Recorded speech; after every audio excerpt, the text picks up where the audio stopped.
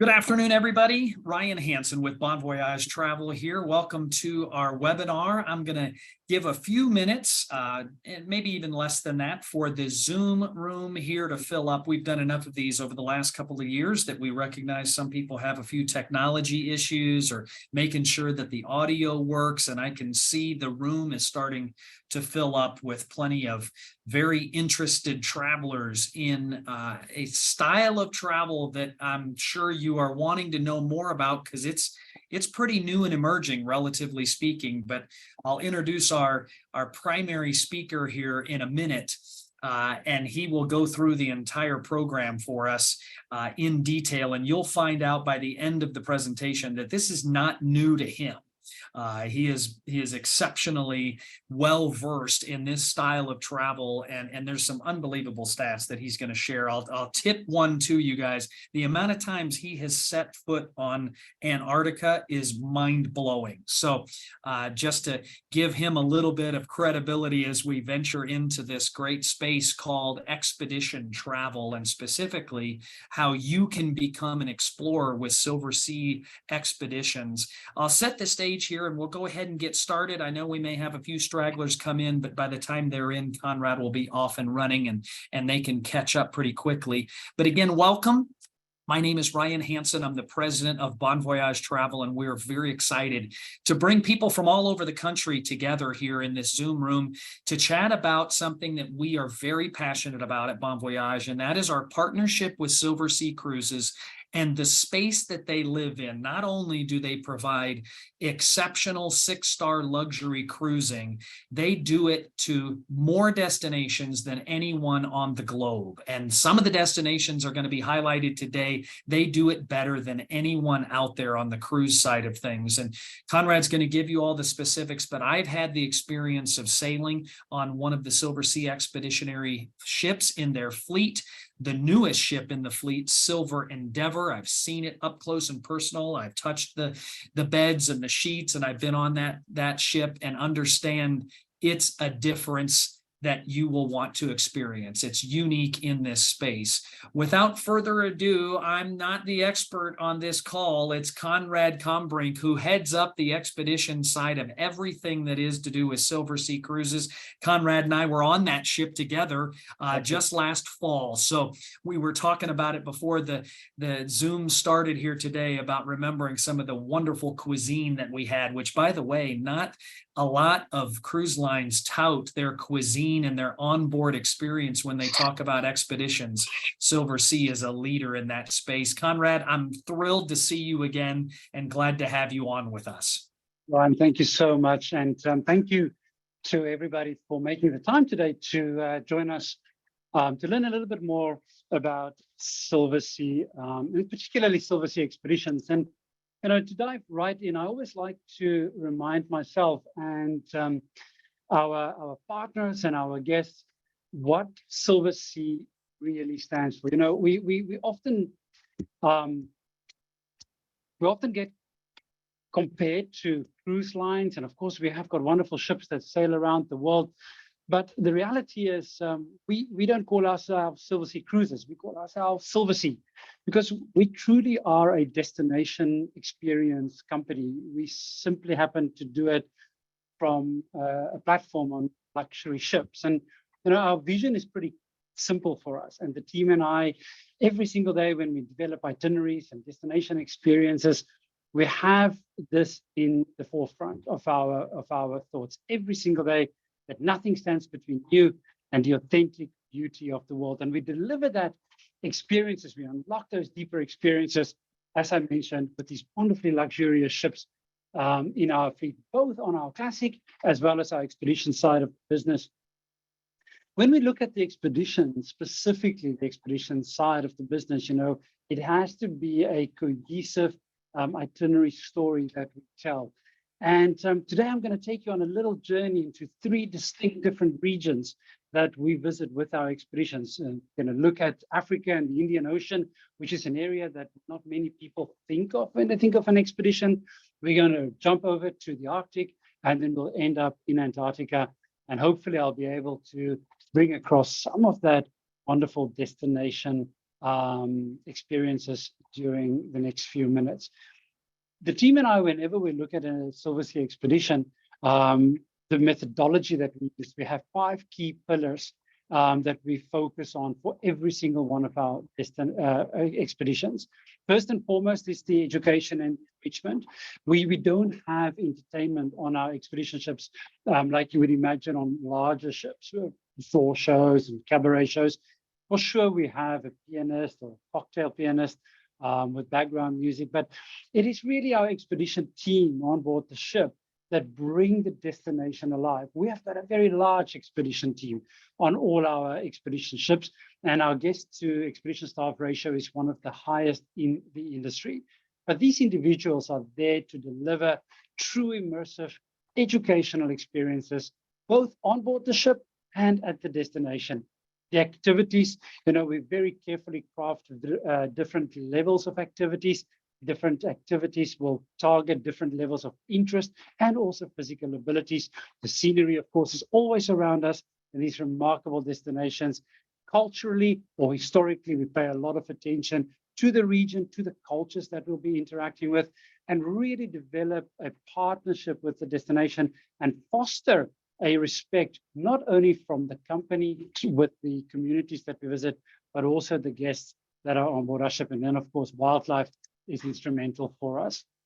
We do spend a lot of time on research and development. In fact, we're one of the few companies in the industry that has a full research and development R&D team that look after every single aspect of our destination knowledge.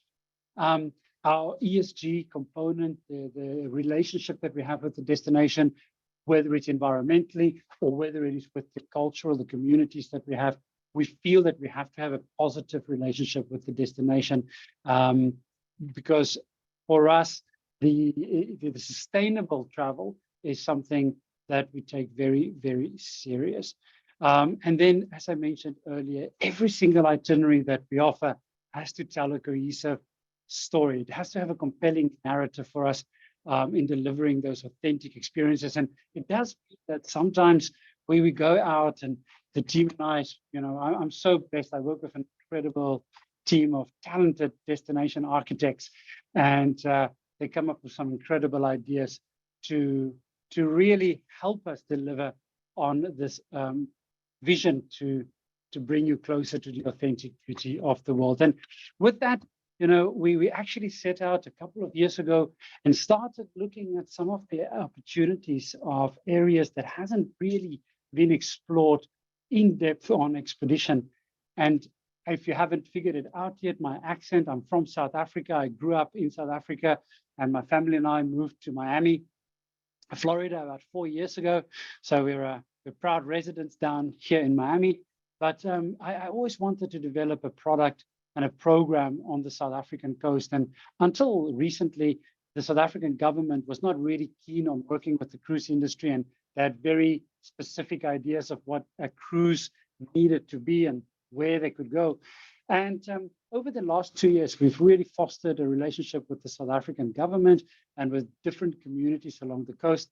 And I'm extremely happy to say that we are the only company right now that has a true expedition along the South African coast. We're going to start up with flights into Cape Town, South Africa. From there, we take a charter flight. We've chartered a couple of aircraft. We take a 2-hour flight up to Walvis Bay in Namibia, where we board our beautiful Silver Cloud.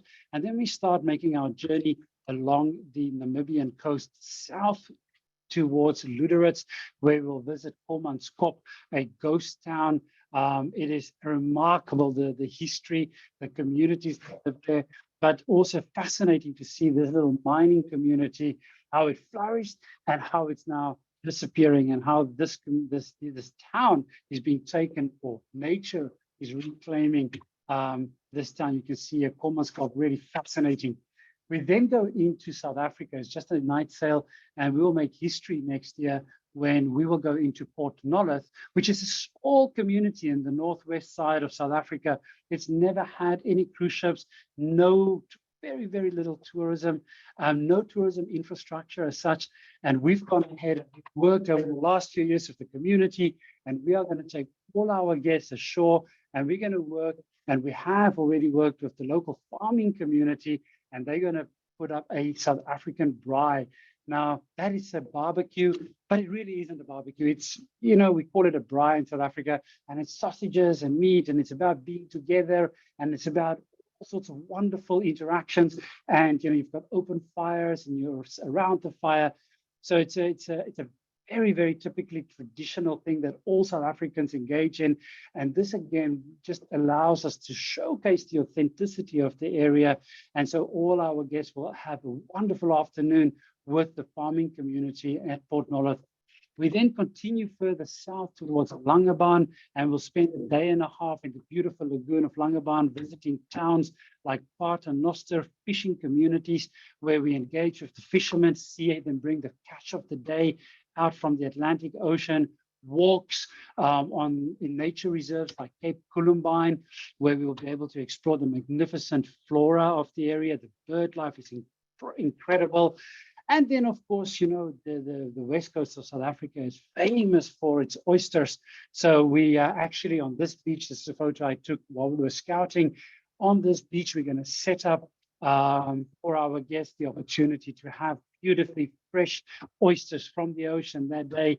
And of course, we pair that with beautiful South African white or rosé wines in this incredible location on the west coast, areas that most cruise ship tourists never go to. But then again, we don't see ourselves as cruise ship tourists. We are travelers exploring this incredible part of the world. We'll have the opportunity to go to the Namakwa National Park, and also from Langebaan, go to Tali Tali Game Reserve. Now, all of these experiences are always included with Silversea, and we do this in smaller groups, but we do give our guests opportunities to choose what they would like to experience, whether it is a game drive at Tali Tali at sunset, whether it is snorkeling with seals in the lagoon at Langebaan, or kayaking with our expedition team, or going on a Zodiac cruise. We have these opportunities. What I'm particularly excited about is that evening, as the ship sails down to Cape Town, we take everybody off the ship that want to join us, and we drive 2.5 hours inland into the Karoo. And there at Tankwa National Park, one of the remotest areas, beautiful, beautiful landscapes, incredibly clear skies. We are arranging a once-in-a-lifetime experience for our guests. We are setting up a tented camp. Now, I could have gone and said we are going to do the most remarkable, over-the-top glamping experience ever. I've decided not to do that. We've decided to do a very, very comfortable luxury tented camp, but staying true to the authenticity of camping in this wonderful environment. So we have a company that will set up these camps. We'll have washroom facilities. Each tent will have a bathroom, a toilet, a shower. We'll have hot water. We're going to bring in mobile kitchens, and we'll prepare wonderful cuisine for our guests. We'll have time around the campfire, stargazing, game drives, and we'll spend a full day in the Tankwa National Park. And then the next afternoon, we drive down to Cape Town, and Silver Cloud has already been cleared back into Cape Town. And on the way to Cape Town, of course, we'll stop in the winelands and drink some wonderful wine and have some farm-to-table cuisine in places like Franschhoek at Babylonstoren, which is a beautiful organic food farm. Then we've got 2 full days in Cape Town. And this is what's interesting about this program, is that we have got the time in Cape Town during the cruise. Normally, cruise companies and even Silversea, we would do a turnaround in Cape Town. So you start or end your cruise in Cape Town, which doesn't necessarily allow us to showcase Cape Town. We are going to do exactly that. 2 days in Cape Town, 1.5 days after your tented camp experience, and we will have the opportunity to hike on Table Mountain. We've got a harvest festival that we plan. We've got behind the scenes community visits. We've got opportunities to go to Kirstenbosch National Botanical Gardens and meet with the curators of the Botanical Garden and see the work that they do and the conservation efforts that they have. And for those of our guests that are really, really intrepid, they can even hike from Kirstenbosch all the way up Table Mountain with our expedition team and local guides. So we aim to showcase Cape Town in a slightly different way, but the highlight, of course, is that we will be docked right in the heart of the waterfront, not at the cruise terminal, but right at the waterfront. because the ship does not have to clear into South Africa. We continue along the coast to Hermanus. It's on the south coast, a beautiful town, and the scenery changes dramatically from the Weskus, where it was sand dunes, more arid, and then we come around the south coast into Hermanus, and it's mountainous and it's incredibly scenic, and we go on various hikes. We have the marine wildlife that we look forward to with local excursions, hopefully get to see the great white sharks. For those guests that want to, they can even do the shark cage diving. Incredible marine life. Of course, also penguins, the African penguin, or we used to call them the jackass penguin, kayaking opportunities on the Kwela River, as well as hiking in the mountains of the Southern Cape. One of the other things that we'll do is we'll head over to Mossel Bay, and from Mossel Bay, we will visit the Kango caves. They are world-renowned. These are absolutely spectacular cave systems, and we have geologists with us, and we're also working to get some private access in specific areas for our guests. Ostrich farm in the area, and then also we continue further to Port Elizabeth, where the voyage will actually end. And here, for 2 days, we explore the Southern Cape, the Eastern Cape. We have access. Sand parks, South African national parks have given us access to St. Croix Island, Bird Island, with massive, huge gannet colonies, the largest gannet colony in the Southern Hemisphere. We'll be able to see from our boat excursions, as well as the seals and also the land animals. We will go to Addo Elephant National Park, one of the largest elephant sanctuaries in the world, and absolutely a gorgeous part of the world. Not only is it about the wildlife, it is also about the cultures and the traditions. South Africa has got 227 different ethnic groups that make up, and we refer to ourselves as the Rainbow Nation. And it is learning about the Xhosa tribes in a very respectful way in places like East London, learning about the cultures, and also at a grassroots level, interact with the communities. We continue on to Durban, South Africa, and then from Durban, we visit various Zulu villages, as well as the opportunity to go to Shoshluwe Nature Reserve. And this is a great chance to see the Big Five. We really have an opportunity, a very good opportunity, to see the Big Five. And again, South Africa is a large country, and we will see the vegetation change, we'll see the landscape change as we come up this coast. And our guests, as I said, have a chance to visit Shoshluwe overnight, and then also visit the St. Lucia wetlands, where you have the wonderful opportunity to interact with the hippopotamus and the incredible bird life that we find on the wetlands. From there, we leave South Africa.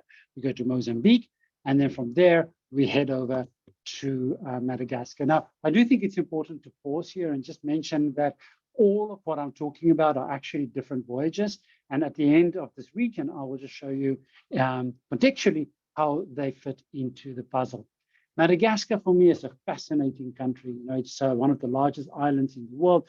And what makes it so fascinating is the fact that the vast majority of the fauna and flora that we find on this island is endemic to Madagascar. You cannot find it anywhere else on the world. It's also a country with a lot of problems. I mean, I think it is important to address that. The fact is that Madagascar is one of the countries that suffers with deforestation. It's a very, very serious problem, and only about 10% of the natural forests remain in the country.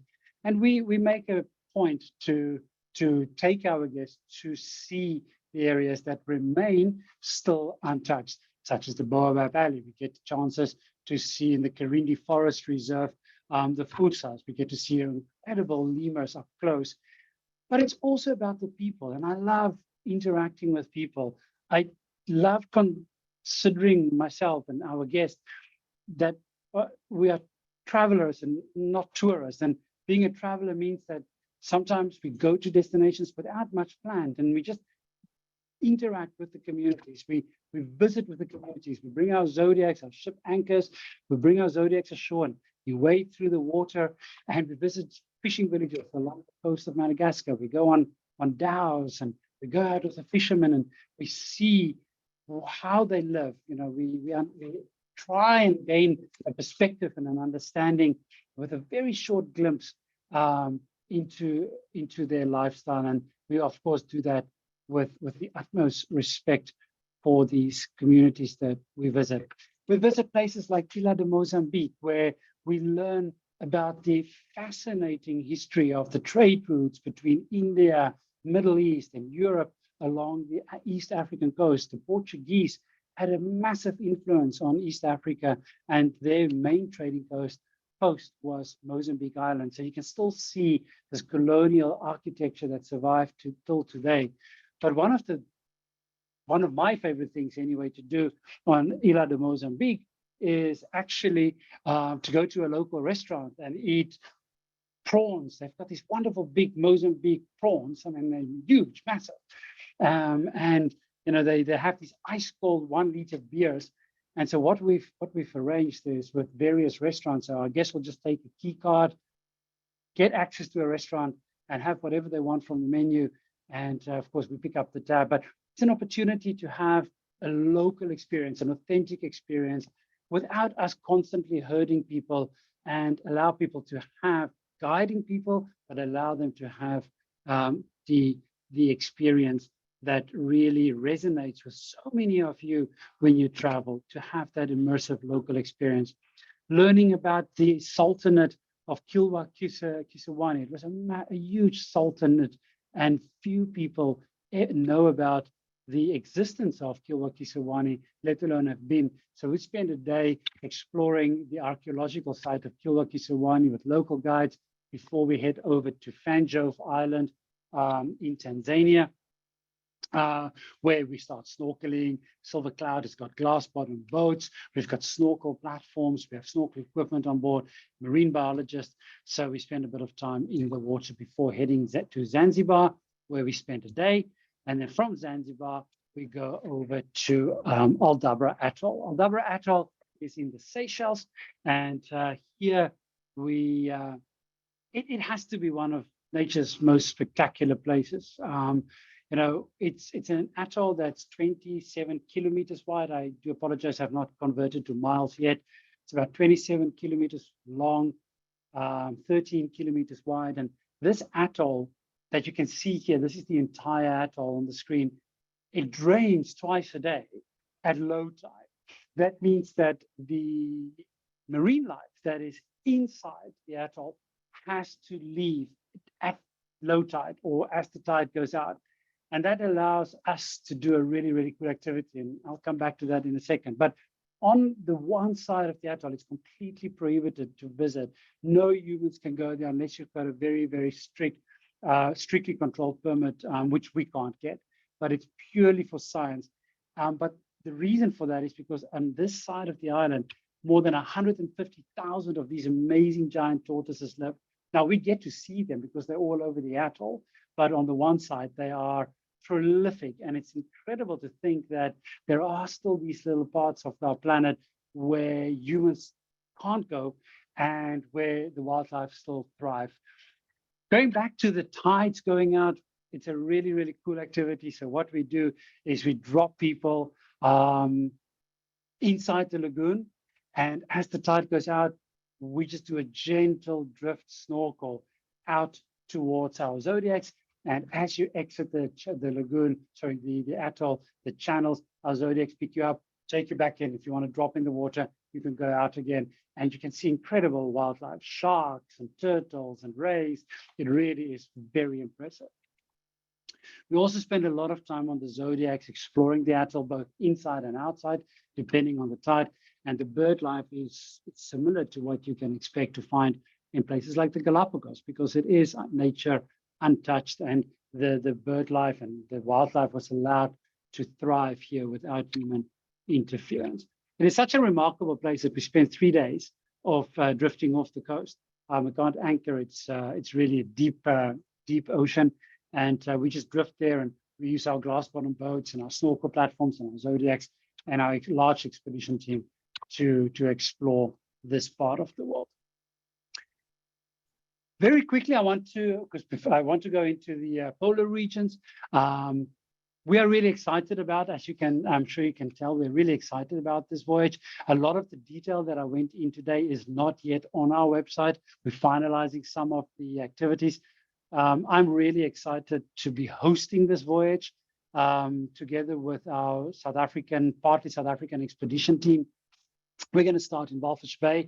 So as I said, the charter flight from Cape Town is included to Walvis Bay, coming down towards Lüderitz, Port Nolloth, Langebaan, Cape Town, Hermanus, Mossel Bay, East London, and 12 days later end in Port Elizabeth.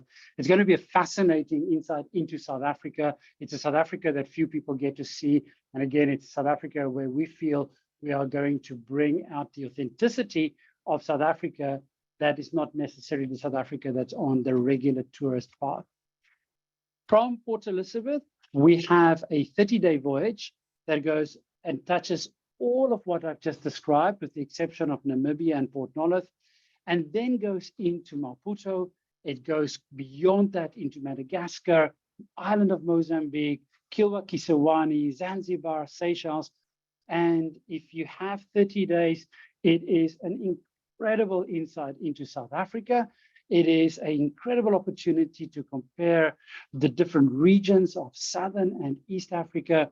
It is a wonderful collection of culture, wildlife, terrestrial wildlife and marine wildlife, history, culture. It is a real feast for the senses. And it is one of those itineraries that I think, should be on everybody's bucket list. Now, if you find yourself with 66 days, we thought of doing something completely different, and we decided to offer the first ever grand voyage of the Indian Ocean.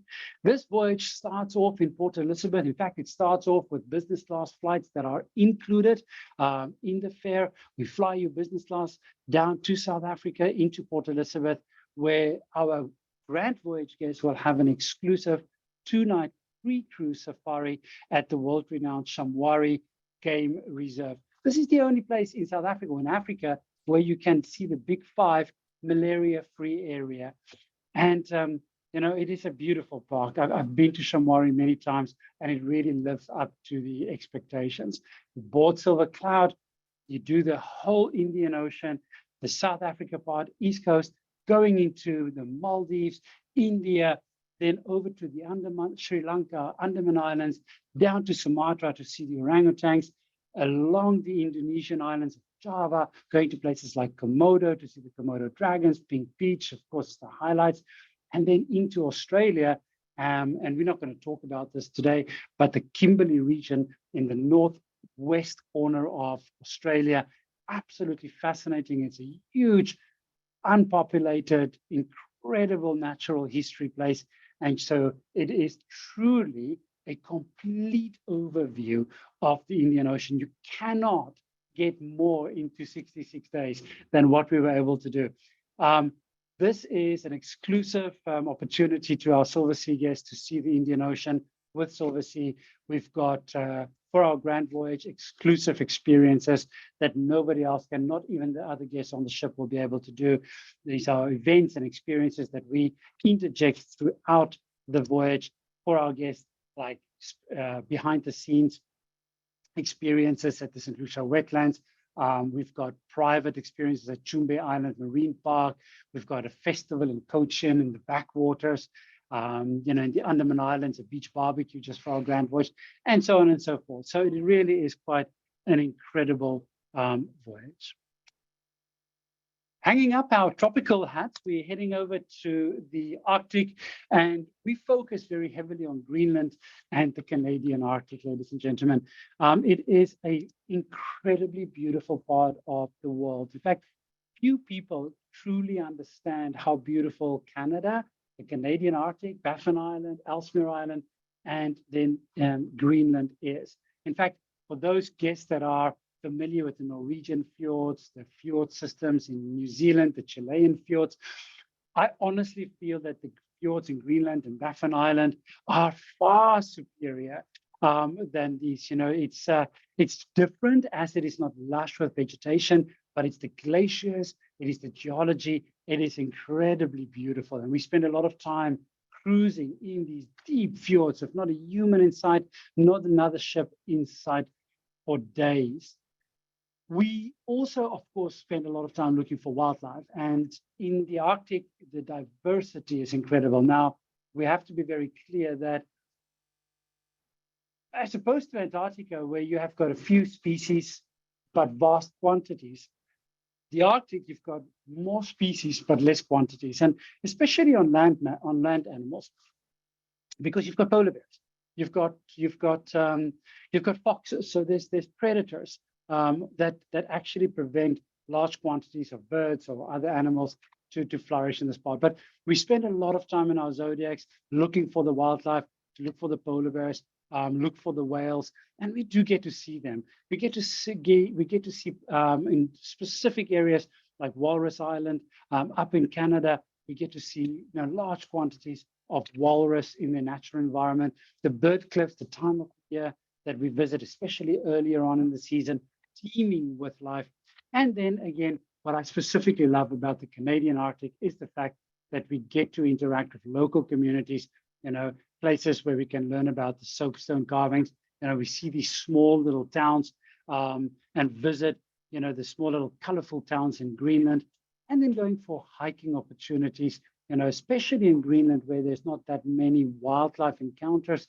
The opportunity for hikes is really very, very impressive. And long and short hikes, we do cater for a different audience, every single day, and different abilities. I just love the scenery in Greenland, the opportunity to take our zodiacs, drop our zodiacs, and then cruise along. And you might see the 4 zodiacs in this picture, and just look at the scale. Look at the size of the zodiacs, and then look at the incredible vastness of this glacier and the towering peaks. I just never get tired of the sights of Greenland. I love the colorful houses, the contrast of the dark skies that you sometimes get, colorful small communities, and the ice. The amount of ice and icebergs that we will encounter in Greenland is far beyond anything that you can imagine. We go to places like Ilulissat, where we see the fastest moving ice fjord in the world. We explore it by local boat, we explore it by hikes along the ice fjord. We use our zodiacs, we use our ship to explore the coast. And every single day brings a different opportunity to encounter cultures, to encounter wildlife, to encounter incredible scenery. We're also going to introduce a new product where we fly our guests all the way high up into the Arctic to Pond Inlet, and our beautiful Silver Endeavour will actually welcome guests in Pond Inlet. So we'll take our guests with charter flights via Montreal and Iqaluit all the way up to Pond Inlet. And then from there, we will have the opportunity to explore deeper and further than we've ever been able to do. The Silver Endeavour is an incredible ship. Ryan was saying earlier on that he spent some time with us on that ship and he touched the hardware. It is a beautiful, beautiful ship, one of the most luxurious ever built. But beauty is only skin deep, as we all know. And the reality is, it's what's lie beneath that beauty. It's the hardware, it's the technical capabilities that this ship has is incredible. It allows us to explore further and deeper, and we're taking advantage of that in order to explore the high Canadian Arctic. As I said, we will have some encounters with local cultures and really have our guests develop a deep understanding for the way of life of the Inuit communities, the subsistence lifestyle that these small communities live in this very, very harsh environment. It's a fascinating, fascinating way of life.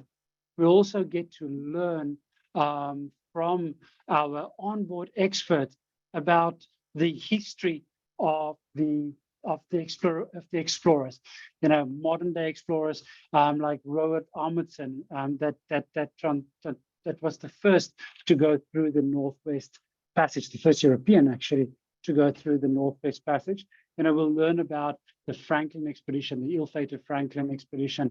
We will have the opportunity to, with our local staff, our expedition staff, your onboard team, will really bring the destination alive, from the geology, the the wildlife that we'll encounter. We'll have the opportunity to spend a lot of time on deck.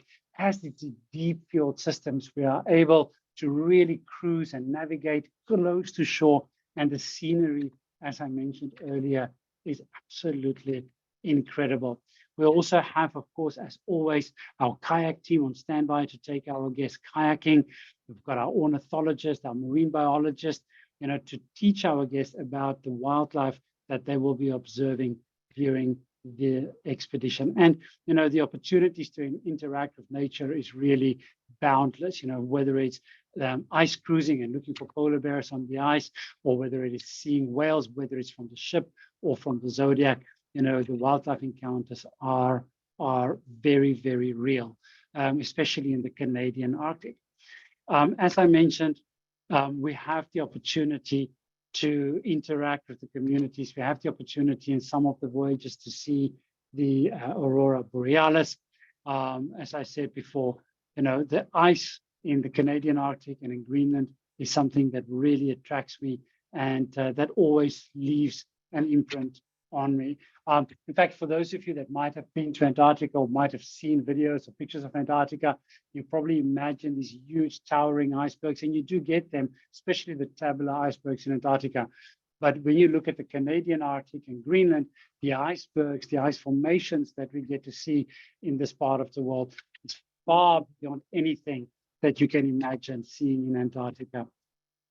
It really is a beautiful, vast part of the world. And, unlike Antarctica, where we concentrate our activities in one specific region, the Arctic, we have a vast part of the world that we cover. It's a lot of countries that make up the Arctic. So we've got voyages that visit, as you can see here, we've got Hudson Bay and Hudson Strait, really focusing on wildlife, really focusing on the communities, going into Greenland, following up the Greenlandic west coast, the beautiful fjords, the scenery, the ice, and then doing the high Arctic expedition where we fly our guests to Pond Inlet. We do 10 nights on the Silver Endeavour, exploring parts of the world that we haven't explored before, and then flying our guests back from Pond Inlet. Another opportunity is to go down via Baffin Island, all the way to South Greenland, and then into Reykjavik. Another opportunity is East Greenland, where we get to visit East Greenland National Park. So you can see here our Arctic offering is quite diverse.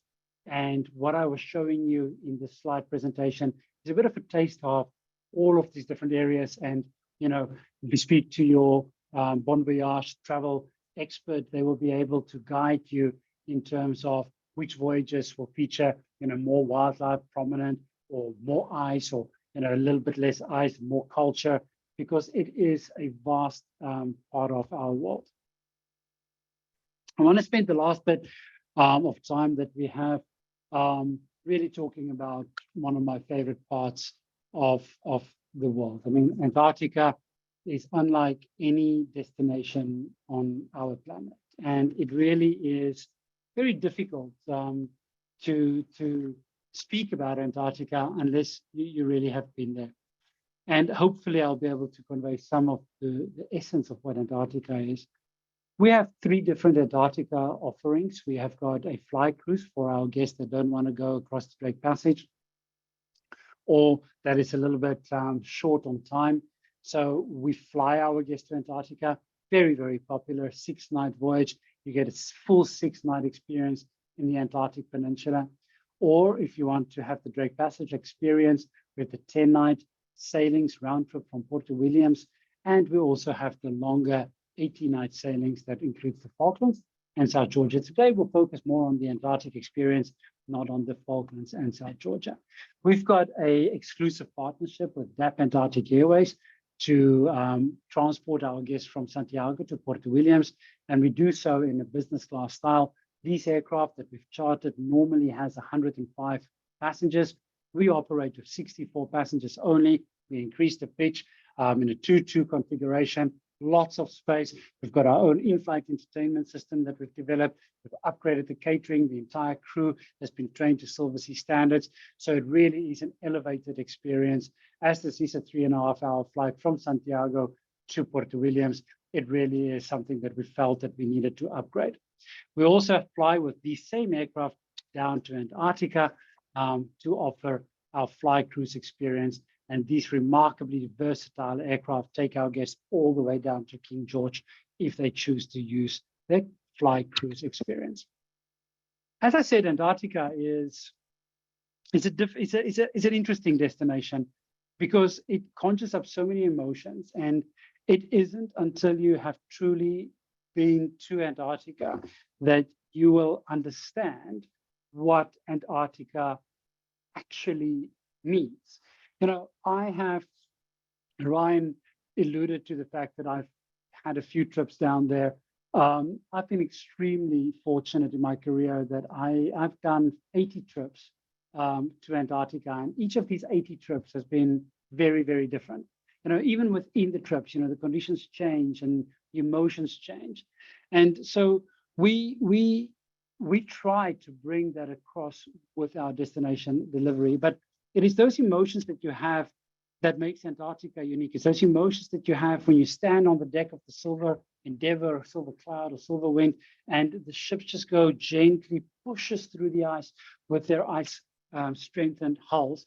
It's those emotions that you have when you go on your first Zodiac ride, when you see the colors and the different colors and shapes of the icebergs, when you're on a Zodiac with your expedition staff and you see Gentoo penguins porpoising right next to your boat. It's when you're on a Zodiac cruise and you see tens of thousands of Adelie penguins ashore in Hope Bay.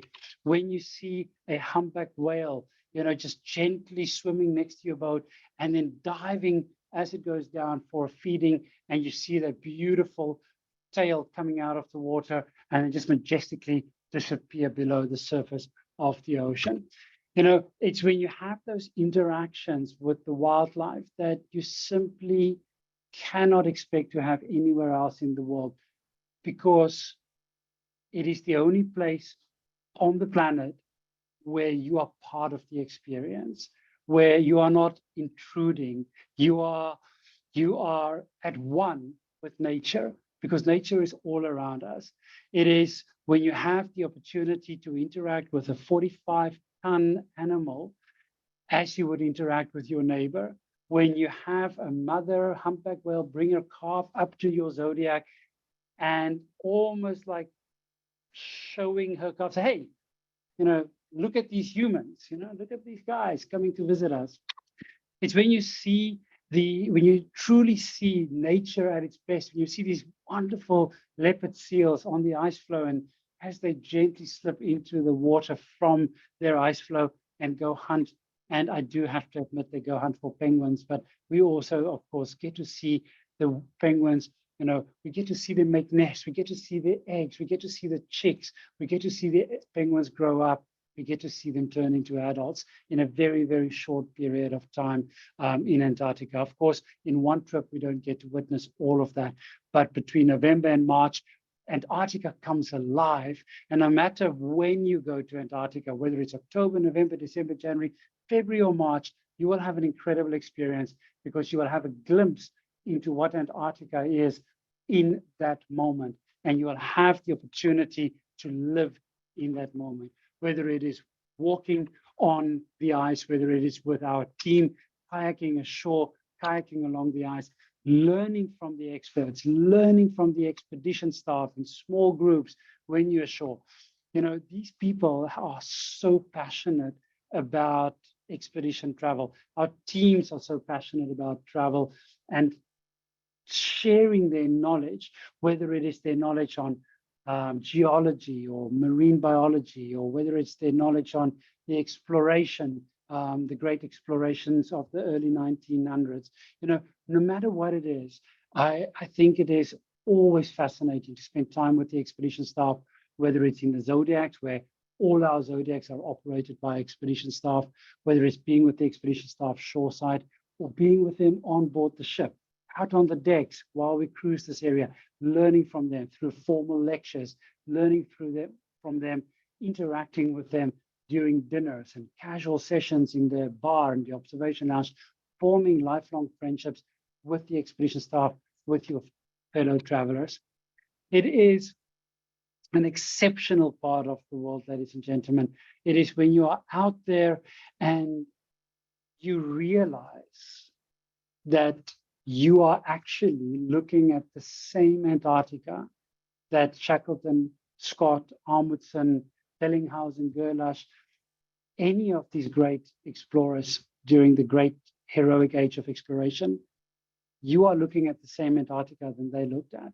You are experiencing the same Antarctica that they experienced. Sure, things have changed. Ice have shifted. The scenery has changed slightly, but it's still the same dangerous, inhospitable continent. And it's wonderful to understand that it is surviving. It is still there in its purest form. And that we as humans have the opportunity to protect this. And we have a duty to protect this. But I go back to the comment that I made that it is still a dangerous and inhospitable place. And that's why we put a lot of emphasis on developing the skills of our expedition staff, selecting the right staff, pre-seasonal training, continuous training throughout the year to make sure that our teams deliver in a very safe and responsible manner the experience in Antarctica, making sure that our captains that we select for our ships have got experience in Antarctica, that our teams have vast experience in Antarctica. Our teams are incredibly dedicated. When they bring our guests ashore, they will look for every single opportunity to get our guests ashore safely, even if it means that they have to stand in icy cold waters for a few hours, waist deep, pushing ice out of the way with their hands. They had gloves on, but pushing the ice out of the way so to make way for the Zodiacs to come in so that our guests can come ashore and experience the beauty of Antarctica. There's a lot being said about Antarctica these days. And, I've had the opportunity to travel with this young man around the globe and a few times to Antarctica. This is my son, Luke. And recently I was a few months and I was in Antarctica with him in November last year. And I was reminded of this quote by Richard Byrd when he said, "I'm hopeful that Antarctica and its symbolic robe of white will shine forth as a continent of peace, as nations working together there in the course of science, set an example of international cooperation." And it really resonated with me that there is truly no other place on our planet where countries collaborate, where sworn enemies have research stations side by side, and scientists work for the greater good for the preservation of Antarctica. It reminded me of the role that we have to play as a cruise company, as an operator, on educating our guests to have our guests become ambassadors for Antarctica. And it's only once you've been to Antarctica that you truly understand the desperate need to come back home and communicate that desire for protection and preservation of Antarctica in its purest form, because it is a fragile system that is held together by a treaty, an Antarctic treaty signed by just over 150 countries. And this treaty is up for ratification soon. In less than 20 years, these countries will come together and see whether or not this treaty will be ratified. And it is our job, it is our responsibility to create ambassadors for the preservation of Antarctica. And you can truly do that once you've been to Antarctica. And I have this dream that my son will be able to take his son or his daughter to Antarctica and experience it the way that I have. And hopefully that you will be able to experience when you join us on Silver Cloud or Silver Wind or Silver Endeavor.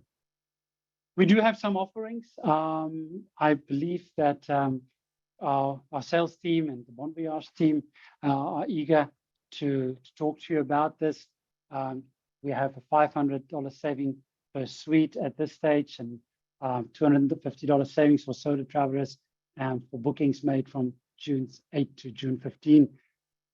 But at the end of the day, ladies and gentlemen, no money can ever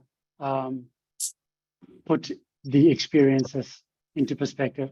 No matter how much you spend on these trips or how little you spend on them, it is worth every single cent, whether it's Antarctica, the Arctic, or the Indian Ocean. And I'm really happy to have had the opportunity to speak to you today. And Ryan, happy to take some questions at this stage. You bet. That was very, very well done, Conrad. You know this space like none other, not just the expedition space, but you know Silversea and what the offerings are. I'm going to go through. We had some questions that came in at the beginning before the presentation even started. Some people had some thoughts. And so I'm going to buzz through some of them. I may answer a few, lob some to you, but a couple of people were just wondering the expedition fleet, which if I remember correctly, and I have this down, it's Silver Cloud, Silver Wind, Silver Endeavor, Silver Explorer, and the Origin. And that's the fleet. But when you're talking about capacity for all of these, none of them carry more than 274 guests. In fact, the Origin, which is purpose built for the Galapagos, which we didn't spend time today on. So if somebody does, and there were some questions about the Galapagos, we're not going to get into that now, but only 100 people on the Silver Origin, which was purpose built for the Galapagos. And we have tons of experience in that space. We have 3 advisors that have sailed on Silversea in the Galapagos. So we can talk about that. But Conrad, one of the thoughts was, in a nutshell, can you give us why Silversea? Why should they pick Silversea to take an expedition cruise versus the other options that are available to them? Yeah, I think it's a great question. We often ask that question internally, and the answer is pretty simple. We have a deep desire to deliver on the destination experiences. We speak a lot about our ships and the capacity and the butlers and all of that, but at the end of the day, the experience that our guests will have shoreside is truly what matters, because our guests are about the experiences. We are true experience architects. We put a lot of emphasis on developing these experiences. We put a lot of emphasis on our educational element. We put a lot of emphasis on making sure that we do it safely. We have collected shoreside a group of professionals that has got vast experience in this side of the business, expedition and destination. And I can truly say, I'm so proud of my team. We're a team of 102 individuals that work on the destination experiences at Silversea. And, it's some of the most talented individuals you can imagine in this space. So in a nutshell, the reality is that Silversea outshines everybody else because of our experience, because of our dedication to the destination. But we cannot forget the hardware. So if you put the two together, Silversea, award-winning luxury, the service, the food, beautiful ships, with the desire and the experience that we have shoreside, it is truly the perfect cocktail. That's outstanding. That all-inclusive experience, from the airfare transfers, gourmet dining, the complimentary beverages, the gratuities, all the shore excursions. People saw those red puffy jackets for the Arctic and the Antarctic. That comes with those are Silversea passengers. Those aren't the guides. Yes, they do have the thermal wear as well, but walk them through, just in the polar regions, the things that they're able to not have to worry about from an attire standpoint. So we provide our guests on board the ship with parkas, and these parkas have been tested. Trust me, I've worn a parka in a shower for a very long time to see if it's waterproof. So we provide our guests with the parkas. I think one of the things that we also do is we make sure that our guests get the right advice ahead of time, because so often our guests overpack or tend to overpack. You think you're going to the polar regions and you need duffel bag of gear, and the reality is you don't. So once our guests have booked, we start communicating with them, of course, through our travel partners. We send packing lists, we send them advice on what to pack, and we've actually partnered with a company that specializes in expedition cruise outfitting, and they offer free advice. They've got advisors on the phone, and they talk you step by step through what you need to pack. And you will be surprised to know that everything that you need, we provide you the parka, everything that you need except the boots can fit into a parcel this big. So it really is, there's no need to overpack and overstress about it. We do guide our guests all the way through the experience. And of course, the beauty is we've got laundry on board and even self-service laundrettes, so guests can do their laundry on board.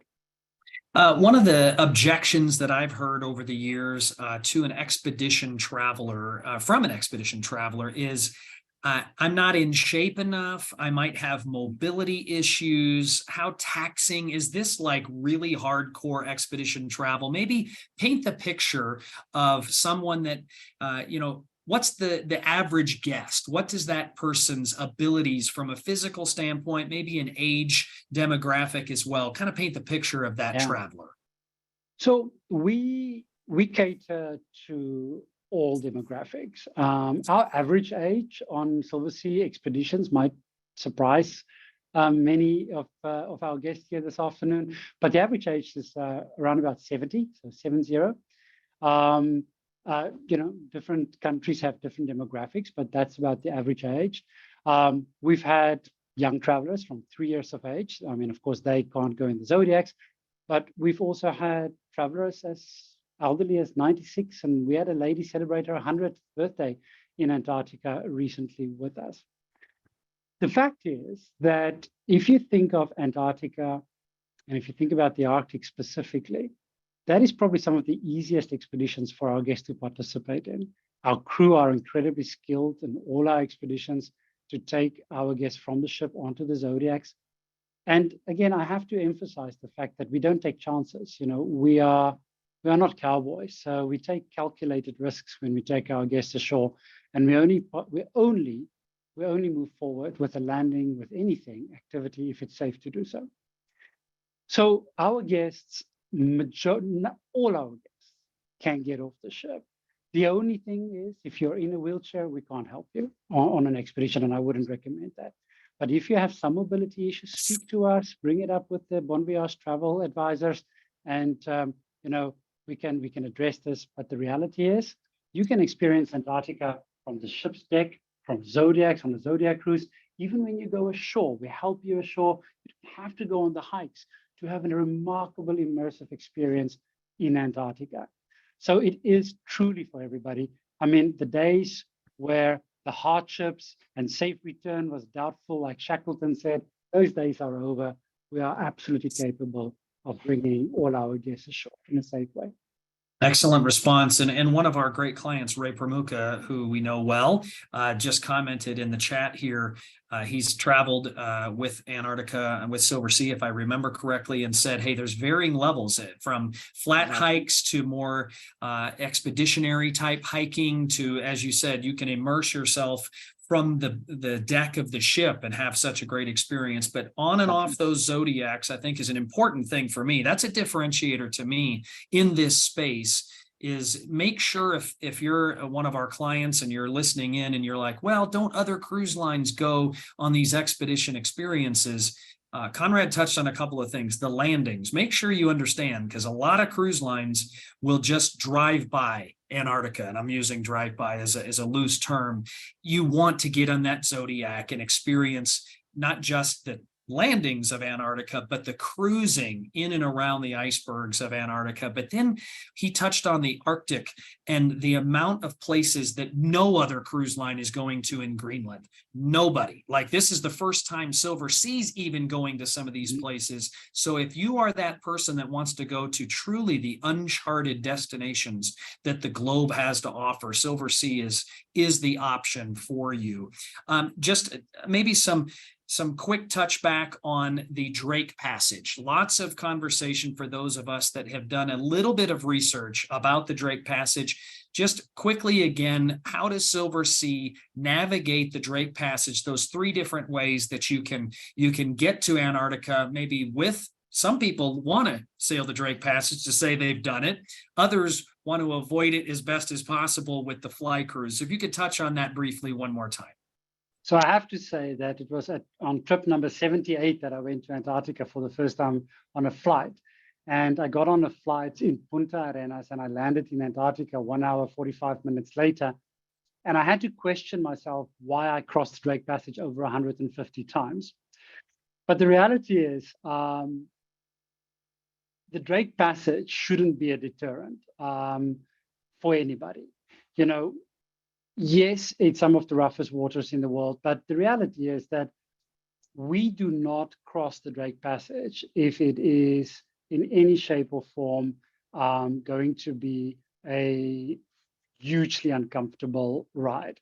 We have got all the technology in the world, and our captains are under no commercial pressure to make that crossing. So they will evaluate very carefully. So the interesting thing about the Drake Passage is that there are low pressure systems that go around the Antarctic continent all the time. So they go clockwise all the time around Antarctica. So there's always a gap between a low pressure and, these things move quite fast. So the captains will evaluate this very carefully and then make a decision on the time that they go and the speed that they will go through the Drake Passage. We plan our crossing very, very slowly, which means that when the captain has a gap, he can go across the Drake Passage, and even if he has to delay the departure, we still make it up in the crossing. So we still arrive on time.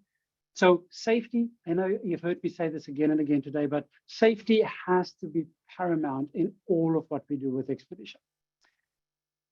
The Drake Passage is a wonderful opportunity to see whales. It's a wonderful opportunity to see albatross, black-browed albatross, wandering albatross following the ship. But it is 2 days. It's a vast stretch of water. It's 2 days, and the ship will move. I mean, there is no ifs or buts about it. 99% of the time, there is movement on the ship. The beauty, of course, when you travel with Silversea, you can just drink a lot of alcohol the first night out there and just sleep through it. I mean, that's probably. And it's all included. It's all included. Of course, if you want to fly to Antarctica, we came up with the fly cruise for 2 reasons. One, there was a deep desire from our guests that said to us, we want to go to Antarctica, but we don't have that amount of time.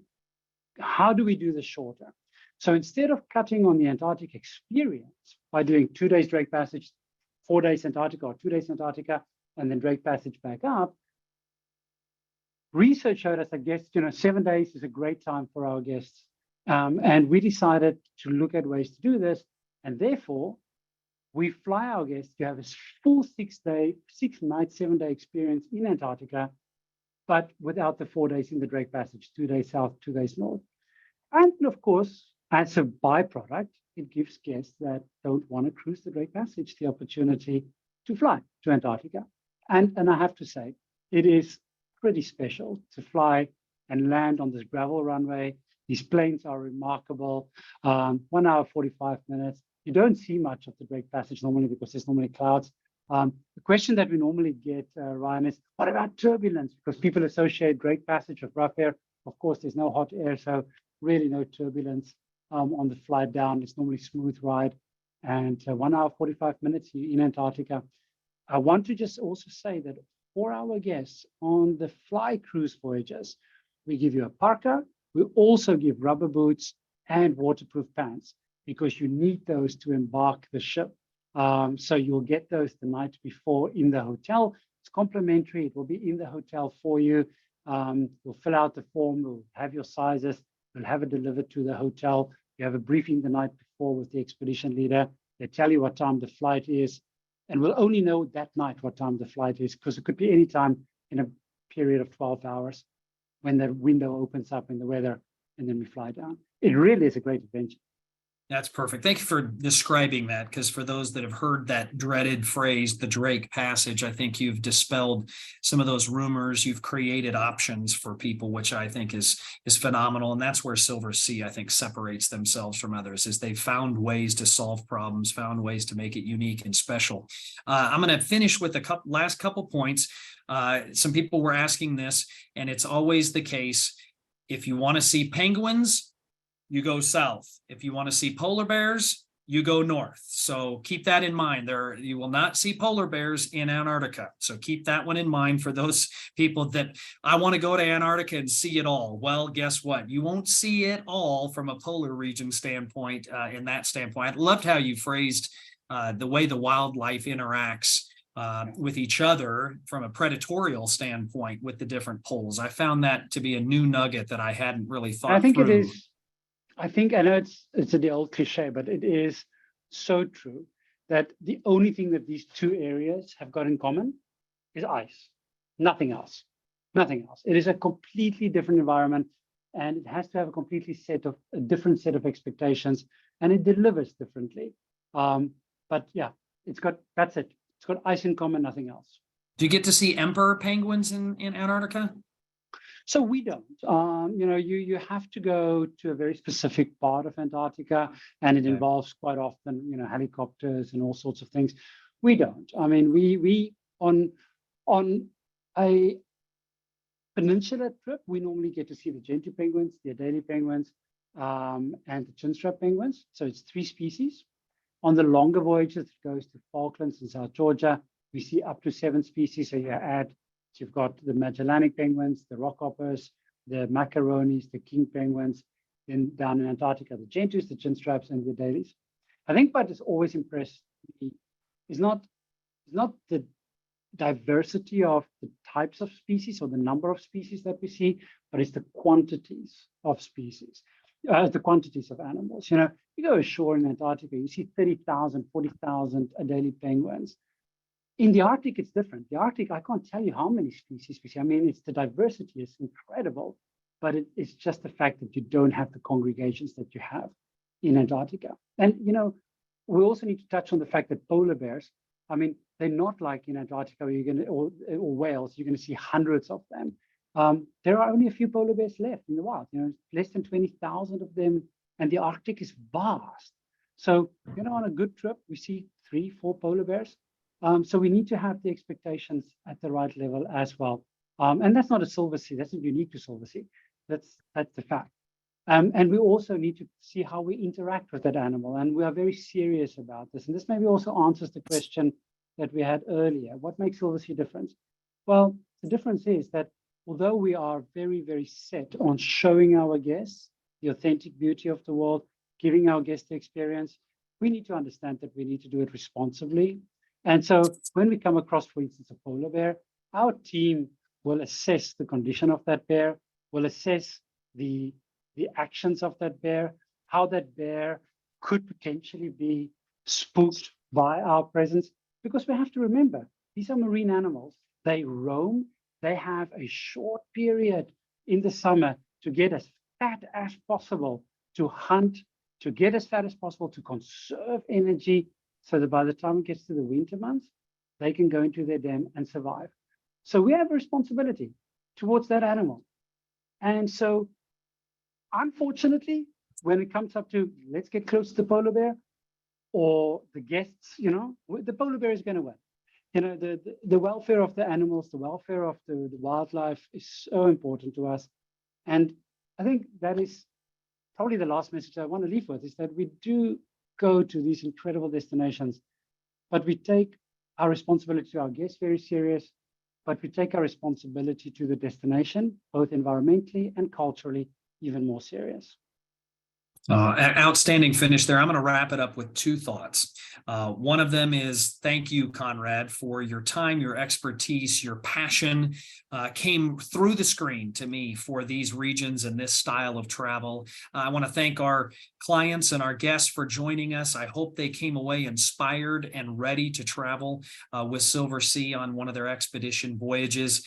The last piece is do not forget, contact Bon Voyage, contact your advisor today, because that promotional offer is not forever and it's not for every agency. So you got a $500 savings for a couple, $250 for those solo travelers. And in addition to that, if you're a solo traveler, our advisors can help you understand the difference of traveling as a solo traveler versus a couple and how Silversea caters to those needs as well. So thank you so much, Conrad. Thank you to all of our listeners today. And we'll look forward to seeing you soon on a Silversea Expedition Cruise. Thank you so much. Thank you, Ryan. Thank you, team.